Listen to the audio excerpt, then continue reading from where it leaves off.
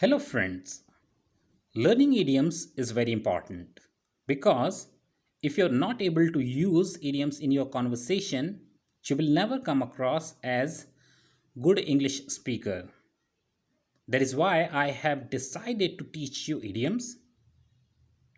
Now let's get started. Be about to do something. Be about to do something. It means कौन क्या करने वाला था या क्या होने वाला था, कौन क्या करने वाला है या क्या होने वाला है, ये बताने के लिए हम यूज़ करते हैं। बी का यहाँ मीनिंग है इज एम आर या was were. The show is about to begin. Show शुरू होने वाला है। I was just about to tell the truth but she interrupted me. I was just about to tell the truth but she interrupted me. मैं सच कहने ही वाला था पर उसने मुझे टोक दिया। टेक समथिंग अपार्ट, किसी चीज़ का एक एक हिस्सा अलग करना। We grabbed various small tools and proceeded to take apart the ceiling. We grabbed various small tools and proceeded to take apart the ceiling. हमने छोटे छोटे कई उपकरण लिए और छत को निकालने लगे। हमने छोटे छोटे कई उपकरण लिए और छत को निकालने लगे। Take it apart piece by piece and put it together again. Take it apart piece by piece and put it together again. इसका एक एक हिस्सा अलग करो और फिर से इसको जोड़ दो। By accident, गलती से, संयोग से। She got pregnant at 20 by accident. वह 20 साल की उम्र में गलती से गर्भवती हो गई थी। She traveled the world by accident. गलती से उसने सारी दुनिया की यात्रा की। By all accounts. It means लोगों के अनुसार। By all accounts, his father had been honest in his all life. By all accounts, his father had been honest in his all life. लोगों के अनुसार उसके पिता जीवन भर ईमानदार रहे।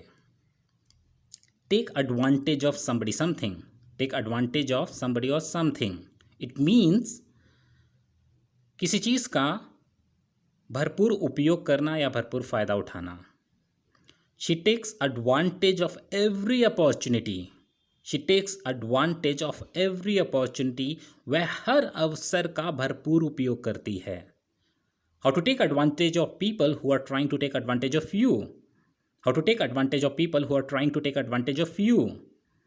उन लोगों का फ़ायदा कैसे उठाएं जो तुम्हारा फ़ायदा उठाने की कोशिश कर रहे हैं। अगेन एंड अगेन, बार बार। He had to apologise to her again and again. उसे उससे बार बार माफ़ी मांगनी पड़ी। Why do I have to explain it to you again and again. Why do I have to explain it to you again and again. मुझे यह बार बार तुम्हें क्यों समझाना पड़ता है। On aggregate. On aggregate means कुल मिलाकर। He scored 356 marks on aggregate. उसने कुल मिलाकर 356 अंक हासिल किए।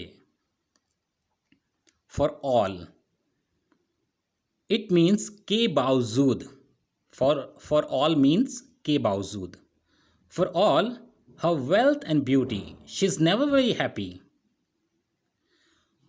उसकी संपत्ति और खूबसूरती के बावजूद वह कभी बहुत खुश नहीं रहती है। For all his money, he is a very lonely man. उसके पैसे के बावजूद वह बेहद उदास और अकेला आदमी है।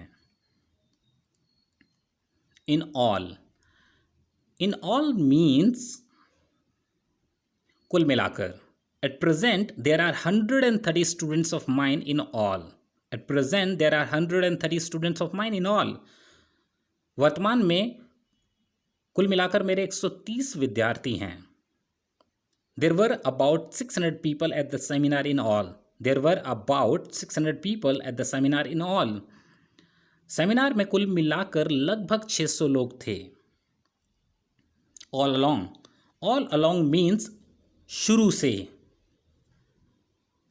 I have been here all along. I have been here all along. मैं शुरू से ही यहाँ हूँ। She has known all along that the surgery wouldn't be enough. She has known all along that surgery wouldn't be enough. वह शुरू से ही जानती है कि सर्जरी पर्याप्त नहीं होगी. वह शुरू से ही जानती है कि सर्जरी पर्याप्त नहीं होगी. That's all, friends. I'm sure you have improved your knowledge of English language today. Thanks, friends, for watching this video. Bye, friends.